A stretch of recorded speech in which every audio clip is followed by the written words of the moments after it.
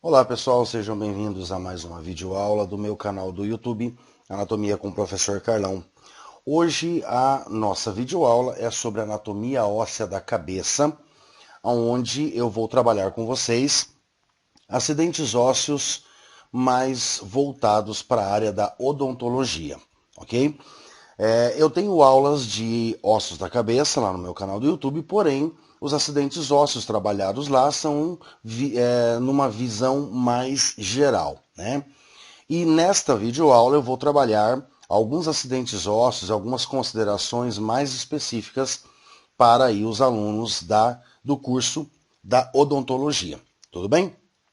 Esta videoaula sobre anatomia óssea da cabeça, eu dividi ela em duas partes, então nessa primeira parte eu vou trabalhar sobre uma introdução, né, em relação aí ao crânio, e também vamos analisar aí os principais acidentes ósseos mais importantes numa vista anterior e também numa vista lateral, tá ok? Então espero que vocês gostem, espero que vocês entendam e consigam, né, estudar aí por esta aula e vamos lá para a nossa aula começando então.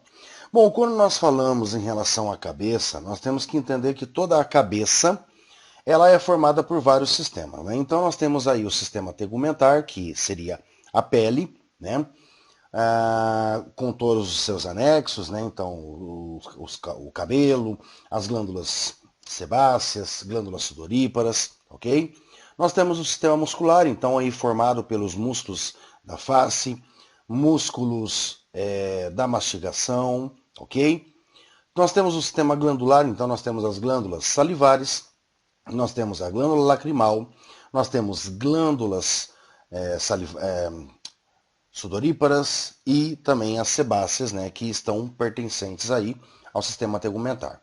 Nós temos aí também o sistema vascular presente na cabeça, porque nós temos as artérias e veias da cabeça, bem como também o sistema linfático, tá? Que entra junto aí no sistema vascular. Nós temos o sistema nervoso, então formado por terminações nervosas espalhadas por todas as estruturas da cabeça, incluindo os nervos cranianos, tá? Que estão presentes aí na cabeça. Nós temos aí sistema visual, nós temos o início do sistema digestório, nós temos o início do sistema respiratório, nós temos o sistema olfatório e também nós temos o sistema gustativo, ok? E além de tudo isso, nós temos o sistema ósseo, né? Então formado ali pelo crânio, que esse é o foco então da nossa aula de hoje, ok? Bom, quando nós analisamos então toda a cabeça óssea, didaticamente, ela é dividida em neurocrânio e viscerocrânio. O que seria então o neurocrânio? É toda essa parte posterior aonde está alojado o encéfalo, né? Ou em alguns casos aí como comumente se chamam, né? Como comumente falam, o cérebro. Mas não é o cérebro, né? Em si o encéfalo, porque daí nós vamos ter o cérebro mais o cerebelo, tá? Então o neurocrânio é toda essa parte mais posterior, né, num formato um pouco mais arredondado, que vai alojar então o encéfalo. Tá?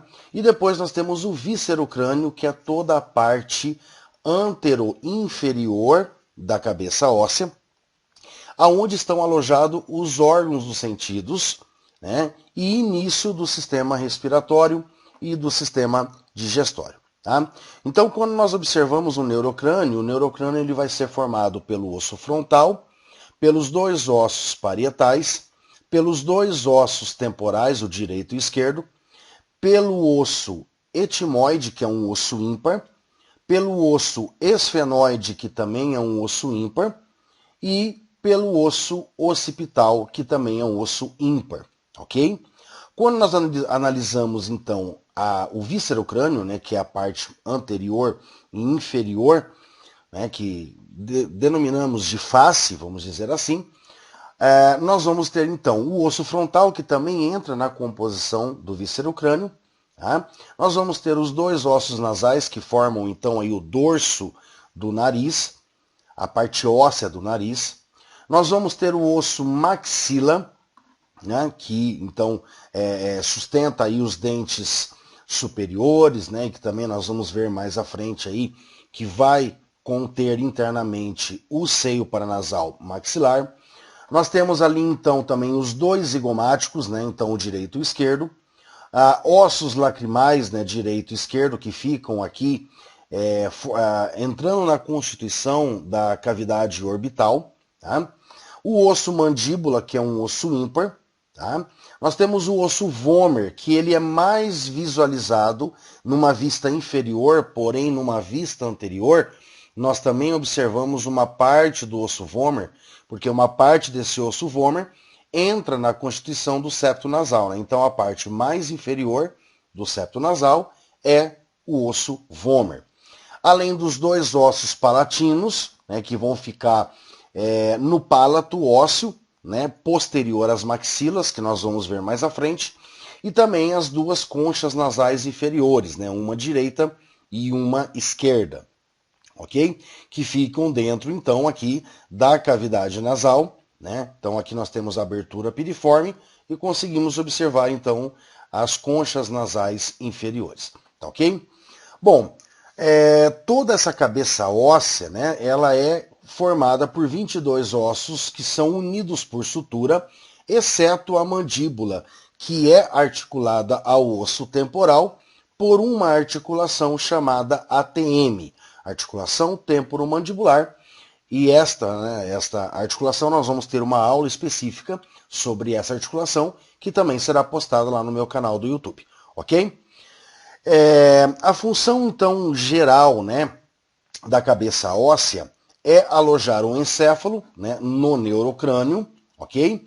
Alojar também os órgãos dos sentidos, né? Então nós temos aí o globo ocular, nós temos a língua, né? O nariz interno. Temos também aqui internamente no osso temporal a cóclea e o vestíbulo, que originam então aí informações auditivas e de posicionamento da cabeça, que vão garantir depois todo um sistema do equilíbrio, tá? Além disso, vai alojar também, né, vai servir como meio de fixação dos dentes, tanto superiores quanto inferiores, e início do sistema digestório, que vai estar localizado na cavidade bucal, e início do sistema respiratório, que está localizado, então, na cavidade nasal, tá certo? Nós observamos, então, que essas suturas, tá, são nada mais nada menos do que um tipo de articulação que vai unir aí, então, esses ossos, porém a sutura, ela ainda na sua fase de crescimento, né, então a criança na fase de crescimento e no processo de ossificação, essas suturas apresentam no meio ali, né, entre os ossos, uma cartilagem que vai depositando, né, osso, então vai possibilitando aí o crescimento ósseo de todos esses ossos do crânio aí, tá ok? E essa articulação, ela vai ter que se fechar, ok? Se transformando então em suturas, que são esses riscos, tipo costuras, né, que ficam entre os ossos, e quando ocorre então um retardo desse fechamento, nós podemos ter algumas patologias, né, algumas situações, como no caso o cretinismo e a hidrocefalia, tá ok?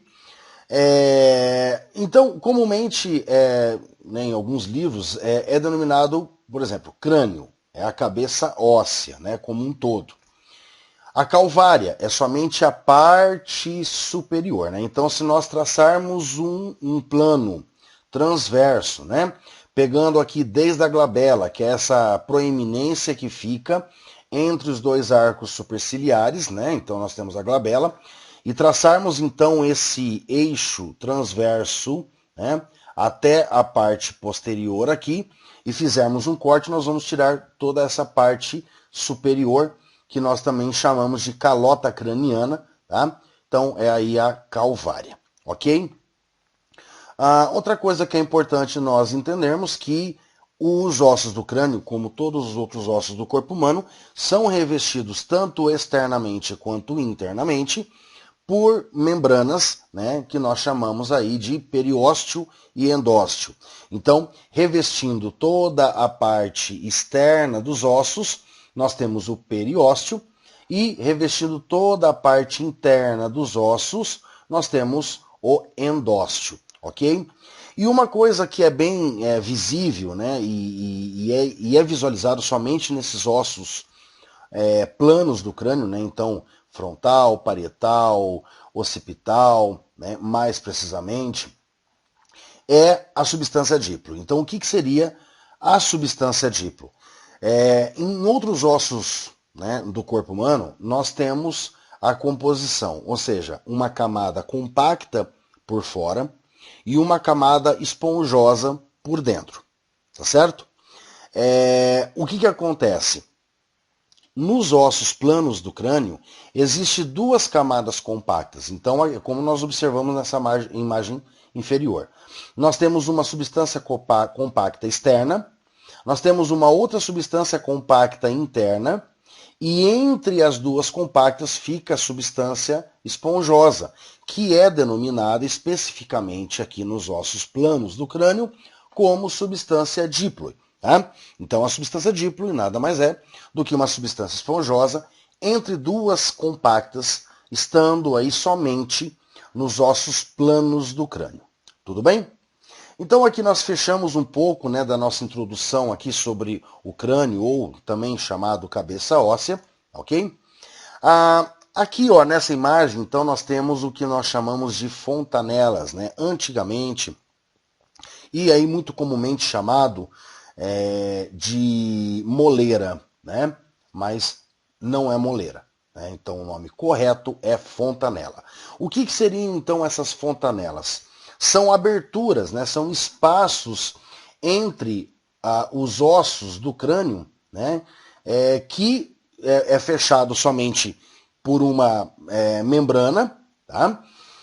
E esse espaço, né, então, é o que possibilita o espaço para os ossos continuarem crescendo. Tá? Então, se nós observarmos aqui, nós temos uma fontanela anterior, que ela fica entre os dois ossos parietais e o osso frontal.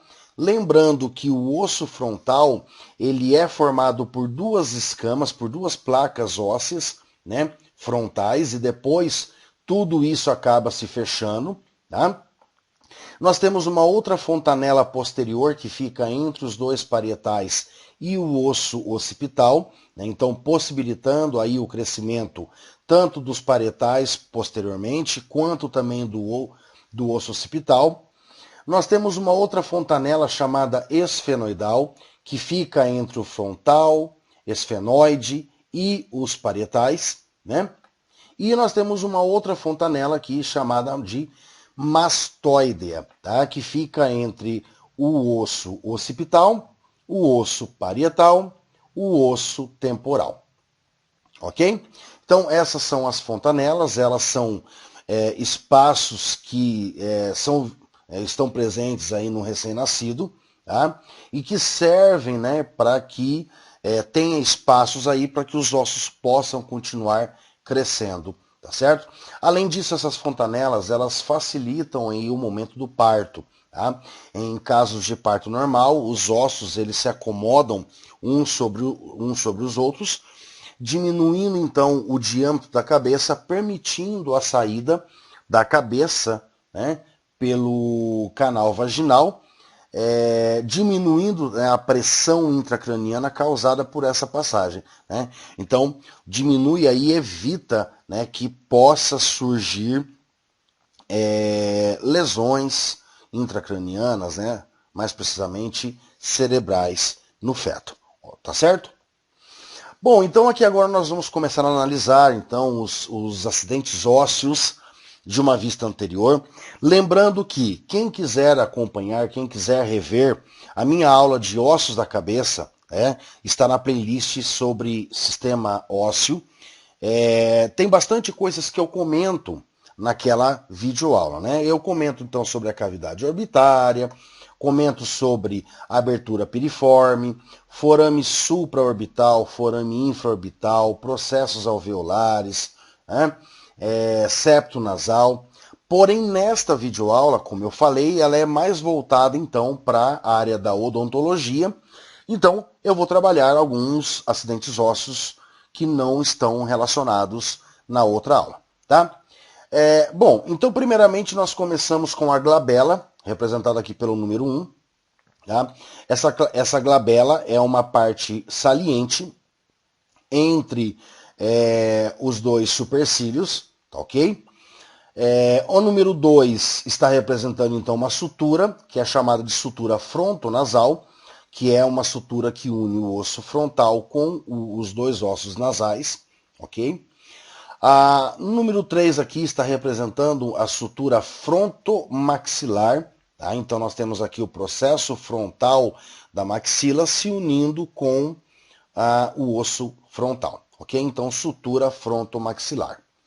Nós temos aqui, né, acima da cavidade orbital, nós temos uma saliência chamada de arco superciliar.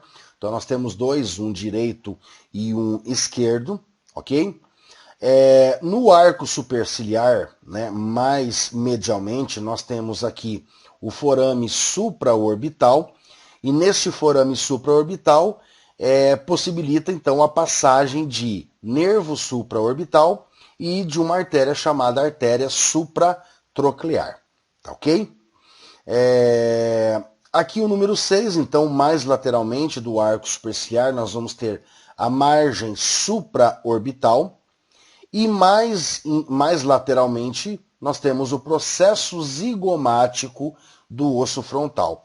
Por que processo zigomático? Então, toda ponta de um osso é chamada de processo. Zigomático porque ele vai estar conectado, vai estar em direção, né, em relação ao osso zigomático mesmo, ok? Bom, como nós temos a margem supraorbital, né, nós vamos ter a margem infraorbital, que é representada pelo número 8. Um pouco mais abaixo, nós vamos ter aqui o forame infraorbital. E é interessante nós se atentarmos a este forame infraorbital. Por quê? Primeiramente, como é que nós fazemos para localizar esse forame infraorbital, né, sem estar observando diretamente para o osso? Bom, abaixo então da margem infraorbital, nós vamos ter de 7 a 8 milímetros ali para baixo, nós vamos ter então o forame infraorbital, tá certo? Esse forame infraorbital, ele possibilita então a saída de nervo infraorbital, né, que é uma continuação do nervo maxilar, que é um ramo do nervo trigêmeo. E nós vamos ver mais em outras aulas para frente, né,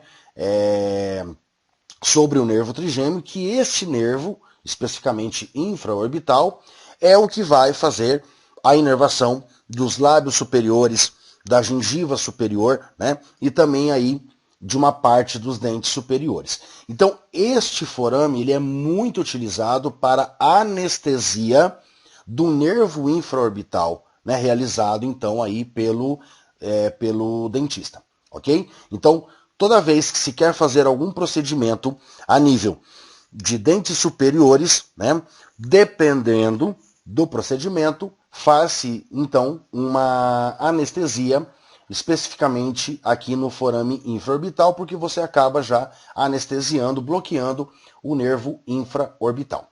Tudo bem?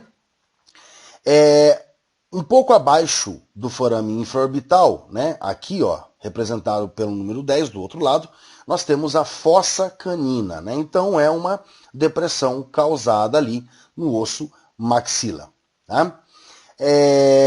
Aqui o número 11, né, pertencente à cavidade orbitária, nós temos aqui o número 11, representando então a asa maior do esfenoide, tudo bem? Nós vamos ter um outro slide para falar especificamente sobre a cavidade orbitária, ok? Mas aqui eu mostrei, né, a asa maior do esfenoide.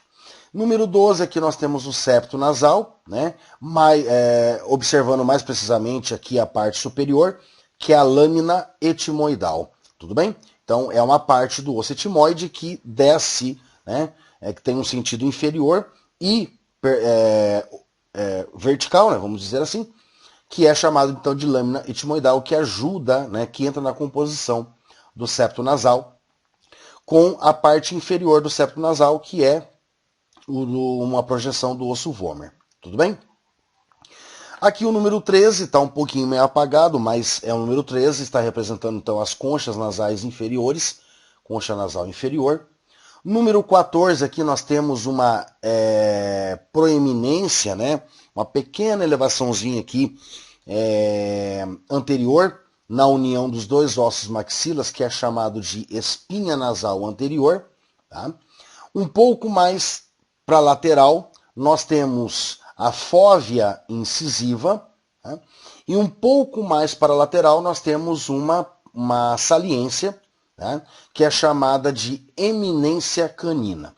Quando nós observamos tanto na maxila quanto no osso mandíbula, todos os dentes que são, quando conectados aos ossos, eles formam essas elevações, tá?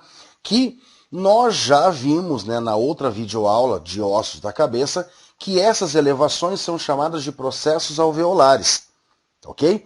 Então são pontas, né, são elevações causadas aí pela colocação, pela inserção dos dentes nos alvéolos, tanto do osso mandíbula quanto do osso maxila. Porém, o que acontece?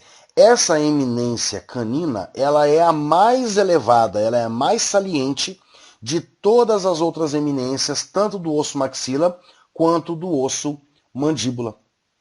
Tá? Então, a eminência canina superior, ela é muito mais evidente do que todas as outras saliências superiores e do que todas as outras saliências inferiores. Tá?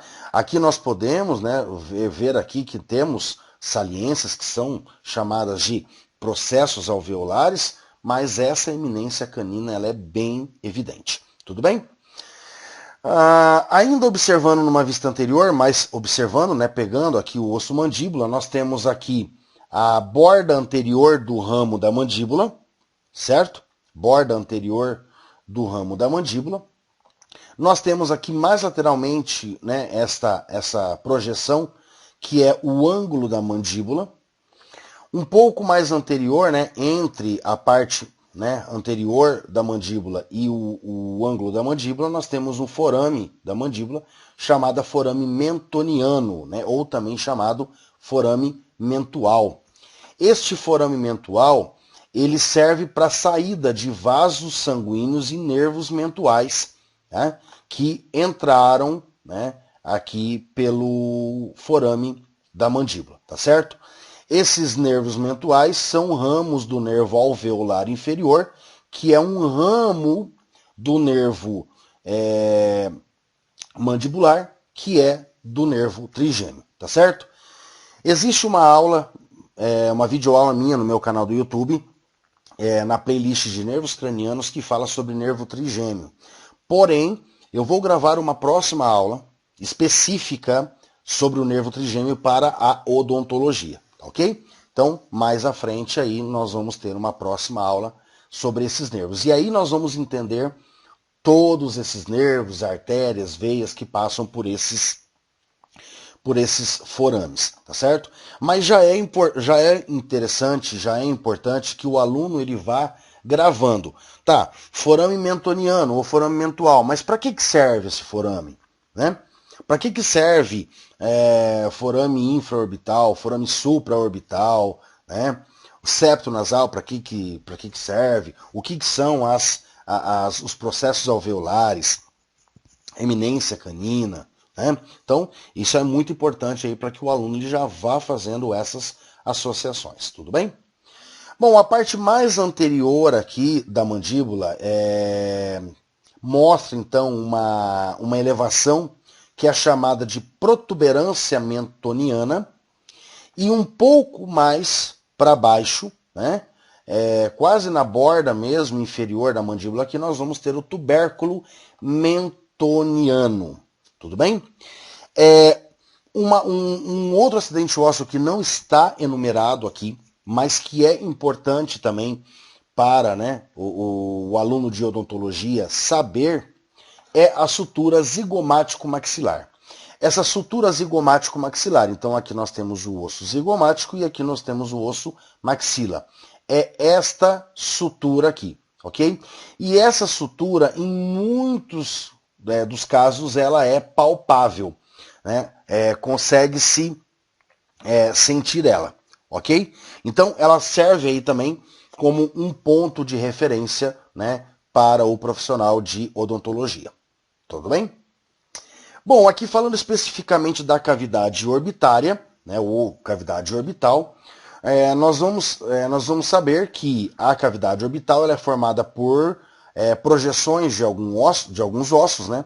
Como nós temos aqui uma projeção do osso zigomático, uma projeção do osso maxila, nós temos o osso lacrimal, nós temos uma projeção aqui também, né, do osso etimoide, ok?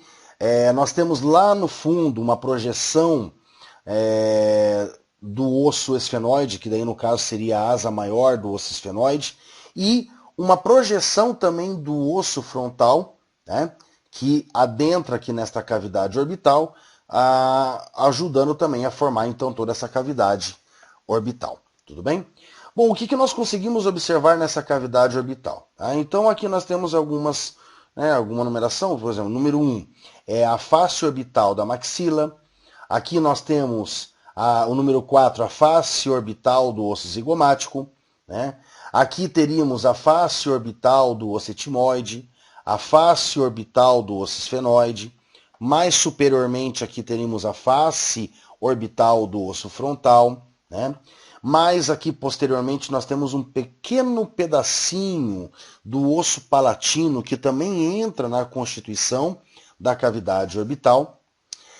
Aqui nós temos o número 8, que nós temos a fissura orbital inferior. Tá? Fissura orbital inferior. Além da fissura orbital inferior, tá?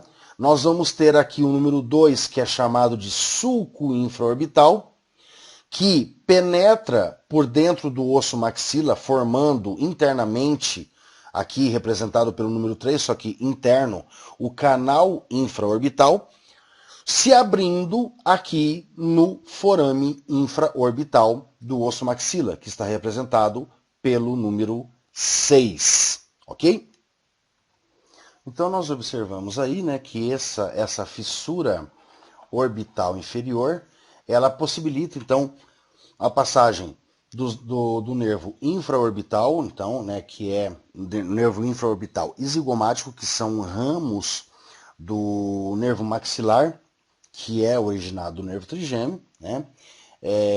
Também passa aí a artéria infraorbital e também a veia oftálmica inferior, que depois do seu trajeto vai acabar entrando na composição do plexo pterigóideo, né, que é um conjunto de veias da face, ok? Então, o que nós podemos observar? Que esse nervo infraorbital, ele sai aqui, né, ele passa por essa fissura orbital inferior, passa por esse sulco infraorbital, entra neste canal infraorbital e sai por aqui pelo forame infraorbital para fazer então toda a sua inervação, tá certo? Nós temos também aqui o número 5, né, chamado de forame zigomático orbital, que é por onde está passando, né, por onde vai entrar aqui o nervo zigomático, tá certo? Então ele passa aqui pela fissura orbital inferior e entra por aqui, né, pelo forame zigomático orbital. Tudo bem? Além disso, nós temos também aqui, né, o forame zigomático facial, né, por onde vai passar então este nervo zigomático, que entrou pelo forame zigomático orbital e sai aqui pelo forame zigomático facial. Tudo bem? E além disso, né, pessoal, nós temos aqui na cavidade orbital, nós temos a fissura orbital superior e nós temos também o canal óptico, né? Então aqui, ó, fissura orbital inferior, que nós já vimos mais detalhado nesta imagem da direita, né? E nós temos aqui, na imagem da esquerda, a fissura orbital superior e o canal óptico, ok? Bom, aqui pelo canal óptico é por onde do crânio sai, né, passa aqui pelo canal óptico o nervo, a artéria oftálmica, né, então ela sai para ir irrigar, né, o olho, né, então a irrigação arterial, então, artéria oftálmica, e por este canal óptico é por onde o nervo óptico, originado no globo ocular, penetra por este canal óptico, vai sair internamente no crânio pelo forame óptico, que nós vamos ver na parte 2, e vai em direção ao cérebro. Tudo bem? E a fissura orbital superior, por essa fissura orbital superior passam o quê? Nervos oculares, né? Ou seja, nervos que vão em direção aos músculos do olho. Então nós temos aí o nervo oculomotor, o nervo troclear e o nervo abducente, que vão comandar e estimular os músculos extrínsecos do olho, né, para que seja realizado então todos os movimentos que o olho faz. Além disso também passa por aqui as veias oftálmicas, tá? Então a artéria oftálmica veio lá de dentro do crânio, passou pelo canal óptico e agora as veias têm que sair da cavidade orbitária e entrar novamente para o interior do crânio. Então, as veias oftálmicas entram pela fissura orbital superior. Além disso, nós temos passando pela fissura orbital superior a raiz simpática do gânglio ciliar.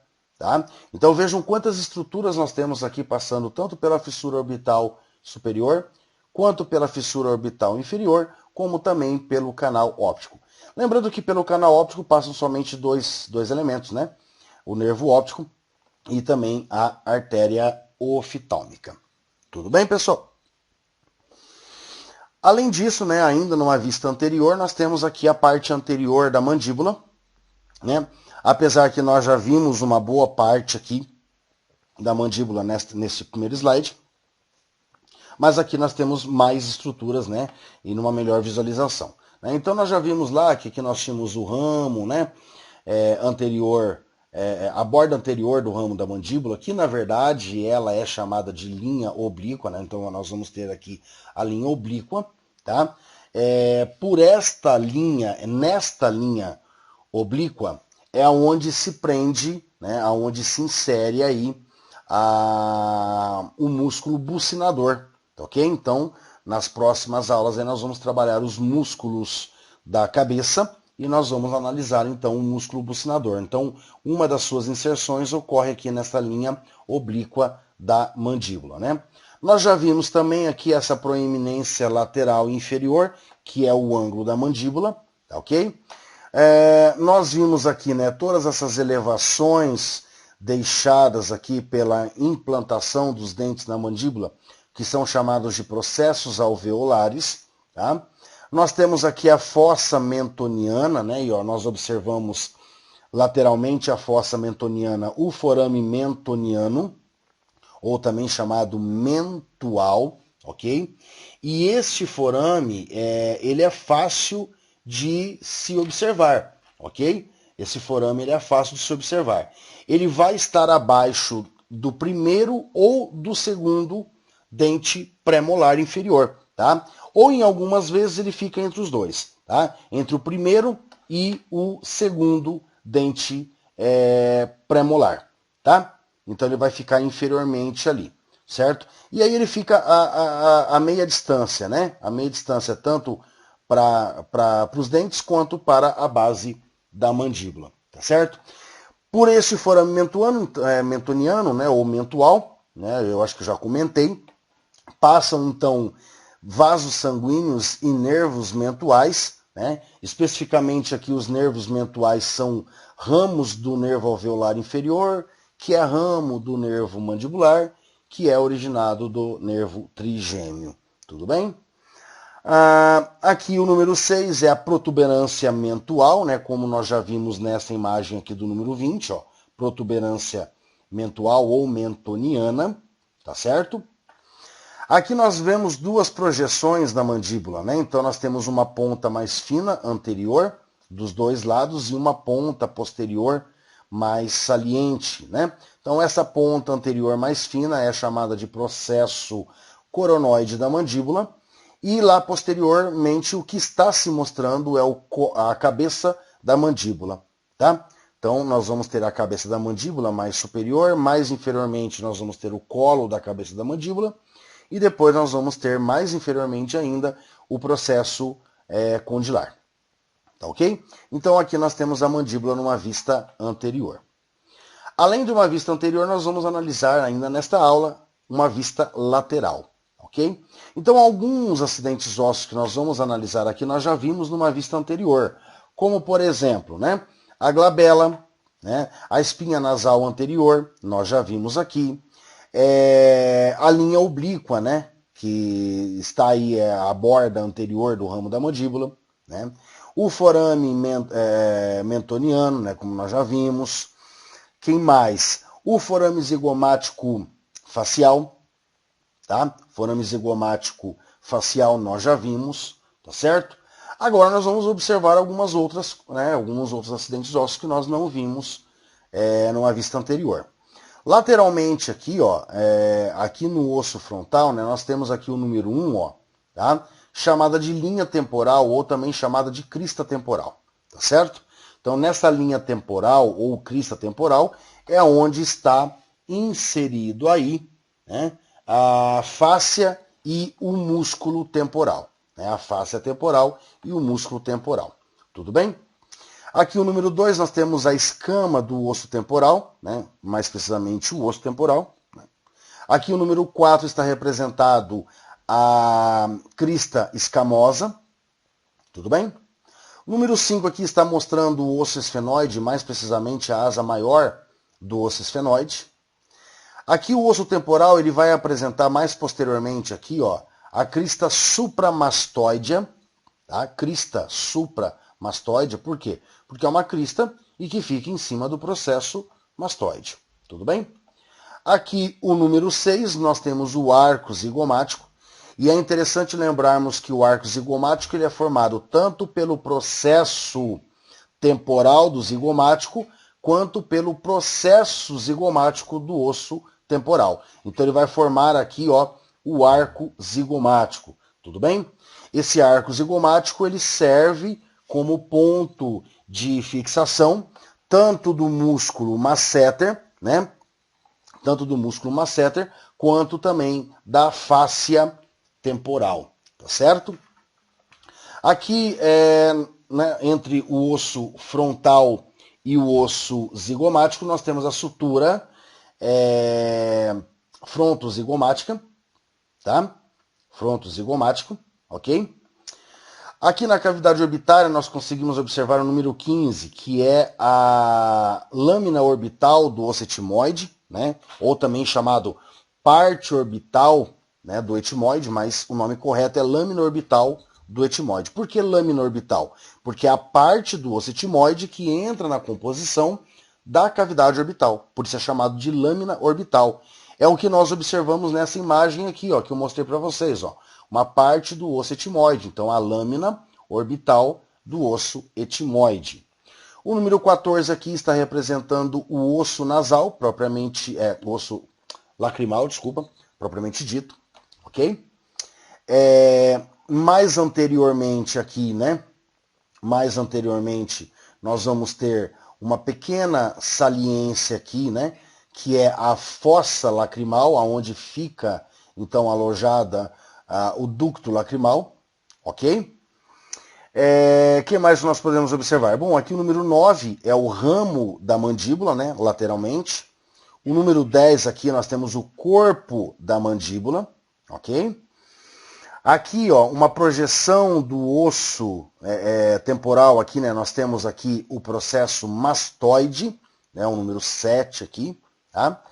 Posteriormente aqui nós temos o osso occipital, uma sutura e o osso parietal. Então nessa sutura nós temos a sutura lambidoide, tá? Sutura lambidoide. Então vejam que aqui nós temos, né, bastante acidentes ósseos. E só uma coisa que é interessante mostrarmos aqui também, que aqui o número 5 ele está representando o osso esfenoide, né, mais precisamente a asa maior do osso esfenoide. Porém, existe esse espaço aqui, tá? Se vocês observarem, do osso parietal, o osso temporal, esfenoide, vejam que ele vai se afundando, ele vai formar uma parte mais funda, que fica entre praticamente o arco zigomático e o osso esfenoide e o osso temporal. Esse espaço que nós temos aqui é chamado então de fossa temporal. Tá? Essa fossa temporal ela é mais evidente anteriormente do que posteriormente. Tá? E essa fossa temporal ela é muito importante também, clinicamente falando, porque internamente, tá? a essa fossa temporal passa para o lado de dentro, né, interno do crânio, a artéria meníngea média. Então, em alguns casos de fratura óssea, dependendo da gravidade da fratura óssea externa, ela pode lesionar essa artéria interna, que é a meníngea média, causando então uma hemorragia intracraniana. Tudo bem? Então é bem interessante, importante aí sabermos, né? E além disso, na parte externa mesmo, né, que é a fossa temporal, por aqui está passando então a artéria temporal superficial, a veia temporal superficial, né? E também está passando por aqui o músculo temporal. Tudo bem? Bom, pessoal, outro fator que é interessante também salientar aqui é em relação ao osso zigomático e também ao arco zigomático. Tá? Em casos de fraturas faciais, né, fraturas do crânio de uma maneira geral, mas mais facial, né, esse osso zigomático e o arco zigomático são um dos ossos mais afetados. Tá? E o que acontece? Fratura no osso zigomático e também no arco zigomático, eles podem, dependendo da gravidade, causar um afundamento da cavidade orbitária, ou seja, do assoalho da cavidade orbitária. Tá? E com ela, e com isso, né, caindo o assoalho da cavidade orbital, cai-se também o bulbo ocular, causando, né, o que nós chamamos de diplopia, tá certo? Então, tomar muito cuidado, né, observar então aí que em alguns casos clínicos pode, né, ocorrer e pode apresentar aí lesões, fraturas, né, no osso zigomático, como também no arco zigomático aí, e dependendo da gravidade pode até, né, afetar aqui a posição do globo ocular com a caída do globo ocular, né, o que nós chamamos de diplopia. Tudo bem, pessoal? Em relação também ao processo mastoide, tá? Então nós temos aqui essa ponta, né, o processo mastoide. Esse processo mastoide, ele serve como ponto de inserção de alguns músculos, né? Então nós temos aí o músculo digástrico, que nós vamos ver numa próxima aula, sobre músculos da cabeça e do pescoço. Músculo digástrico, que é muito importante para a abertura da mandíbula no processo da mastigação, como também da elevação do ocioide no processo de deglutição. Então ele eleva o ocioide, que automaticamente eleva a laringe, fechando ali a via aérea inferior e possibilitando então a deglutição dos alimentos líquidos, passando direto ali para o esôfago. Além do músculo digástrico, nós vamos ter o músculo esternocleidomastóide. Tá? Então, o esternocleidomastóide ele vai se inserir aí, ok? No caso do digástrico é ponto de origem, ou seja, o digástrico sai, né, do processo mastoide e vai em direção à parte anterior interna da mandíbula, né? Já o esternocleidomastoide, ele sai, ele tem origem ali no externo e na clavícula e depois se insere aqui no processo mastoide. Além disso, nós temos presos aqui também, inseridos no processo mastoide, o esplênio da cabeça e o longo do pescoço, né? Então são outros dois músculos aí envolvidos mais, estando mais aí nos músculos do pescoço. Tudo bem, pessoal? Além disso, né, nós vamos aqui na parte lateral da mandíbula também, né? Então vamos ver algumas coisas que nós já vimos, como por exemplo, o forame mentoniano, mentual, né, que nós já vimos, já falamos o que passa por ele. Nós temos aqui o ângulo da mandíbula, né? O ângulo da mandíbula e a tuberosidade massetérica. Lembrando que o ângulo da mandíbula e essa tuberosidade massetérica servem como ponto de inserção, tá, para o músculo masseter. Tá? Então, o que vai acontecer? O músculo masseter ele vai se prender na borda inferior do arco zigomático e no ângulo da mandíbula e também na tuberosidade massetérica. Tá? Está participando aí do movimento de mastigação, ou seja, elevação, né, fechamento da mandíbula e também automaticamente, né, contrações, não é contrações, né, tracionando a mandíbula anteriormente. Tudo bem? Então aqui, né, a tuberosidade massetérica, o ângulo da mandíbula. Forame mentoniano nós já analisamos. A linha oblíqua, né, que serve como ponto de inserção do músculo bucinador. Aqui, ó, são aquelas duas projeções da mandíbula que nós vimos aqui, ó. A anterior, que é a mais fina, que é o número 2, e a posterior, que era o mais saliente, que é o número 1. Aqui nessa vista lateral nós conseguimos identificar melhor. Tá, ó. Aqui é a número 1, que é o processo coronoide da mandíbula, que serve como ponto de inserção do músculo temporal, tá? Lembrando que o músculo temporal ele se prende, né? Tanto aqui na linha temporal e inferiormente vai se prender na face interna desse processo coronoide da mandíbula, tendo funções aí de fechamento da mandíbula no processo da mastigação, como também de tracionamento dessa mandíbula posteriormente, o que nós chamamos de retração da mandíbula. Tá ok? Além disso, nós temos posteriormente aqui, né, o número 2, ó, processo condilar, e o número 3, a cabeça da mandíbula, que é a parte mais superior e encurvada, né, dilatada aqui do processo condilar, que é posterior na mandíbula. Entre o processo condilar e o processo coronoide, nós temos aqui a incisura da mandíbula, né, ou incisura mandibular. Tudo bem?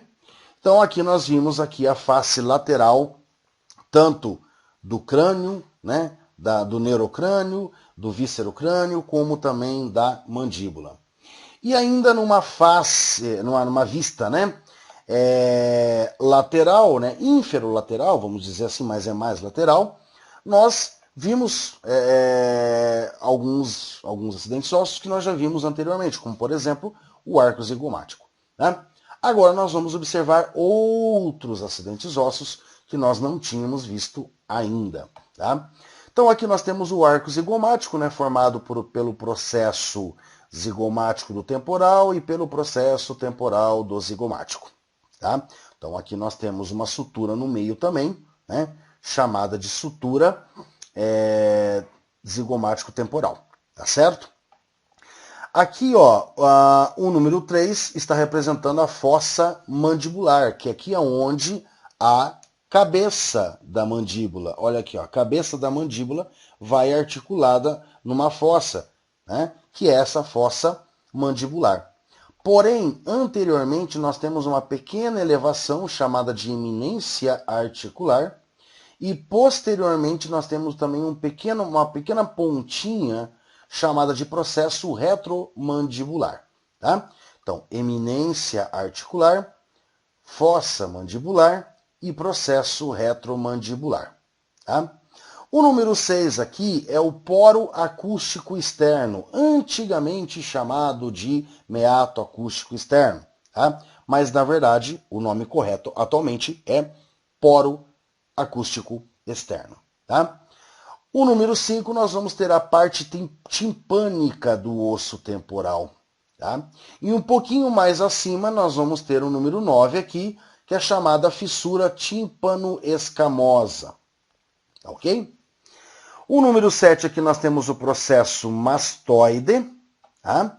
O número 10 aqui nós vamos ter a espinha, né, do esfenoide. Tá certo? Número 8, aqui já pegando mais numa vista inferior, nós temos o côndilo do hospital, né, que eu acho que todos vocês já devem ter estudado aí, né, na anatomia geral, ok? Número 11, aqui nós temos o processo pterigóide lateral, que não estamos observando o medial. Aqui, ó, aqui eu consigo observar o medial do outro lado.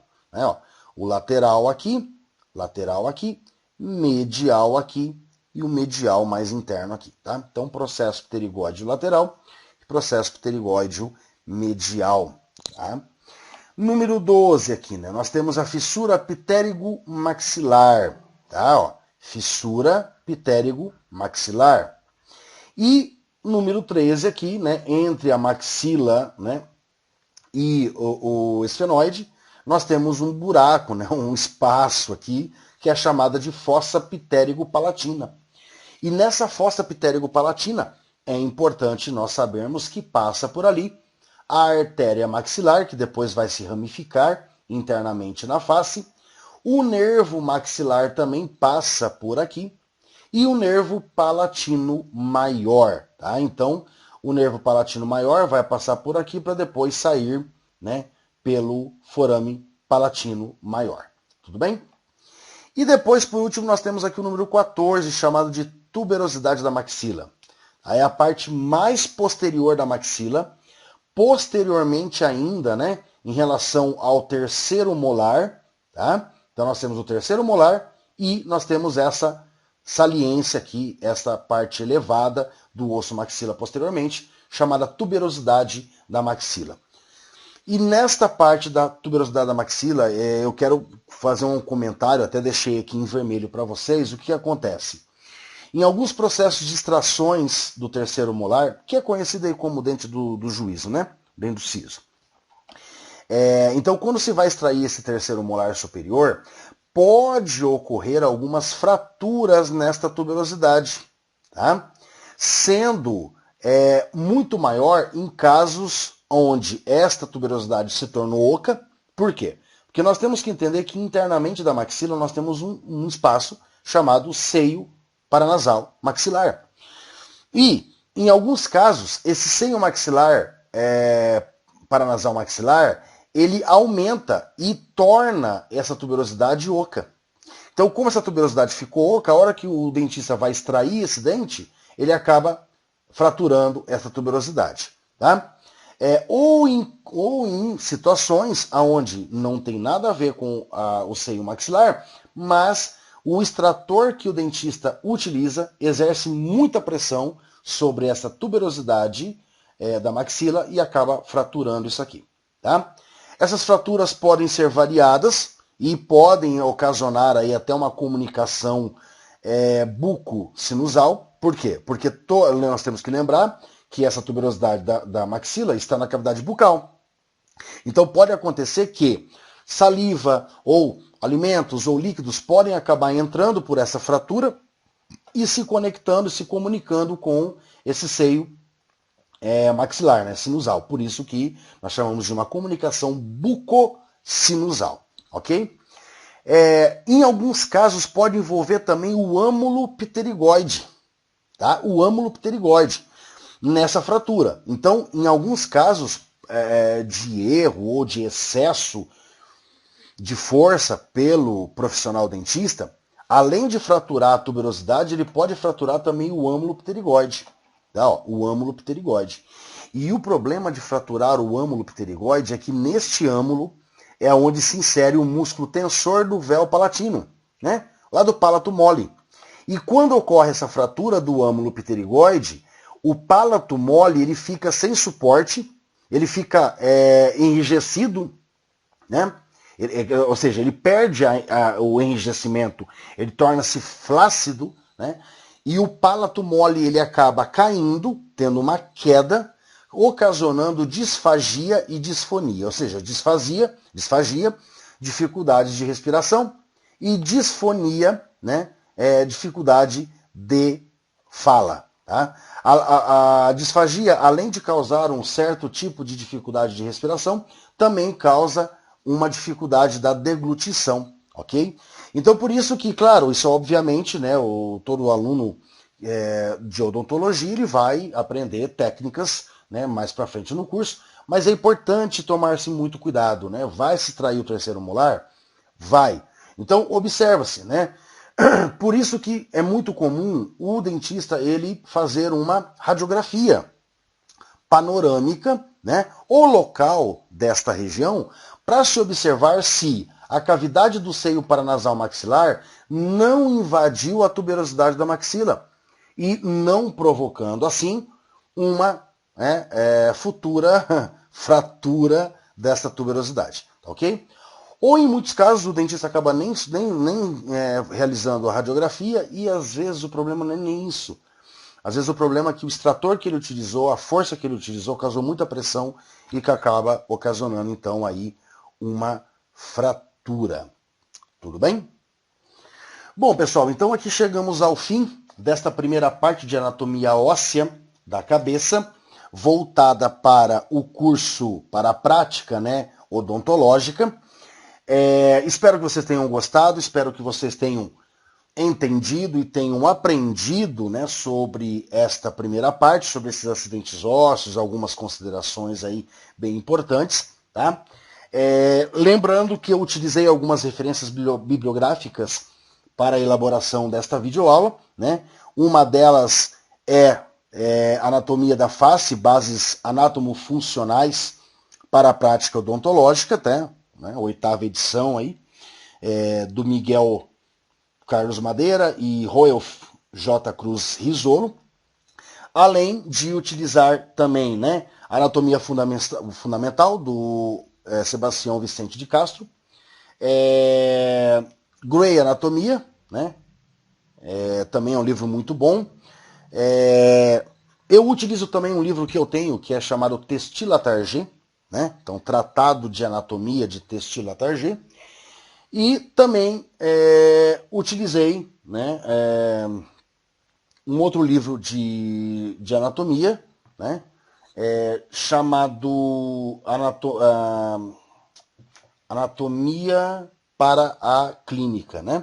Então, são alguns livros aí que eu acabei utilizando, que são bons aí, que vocês podem até estar utilizando para estudo, ok? Bom, pessoal, então agradeço a todos aí, espero que todos, né, tenham ótimos estudos com essa minha aula. Desejo a todos, então, ótimos estudos e não deixem de fazer seus comentários na descrição do vídeo, sugestões, reclamações, elogios, dúvidas, críticas, enfim, que eu estarei respondendo a todos. Então nos vemos em breve na parte 2 de Anatomia Óssea de Cabeça do meu canal do YouTube Anatomia com o Professor Carlão. Ótimos estudos a todos e até uma próxima.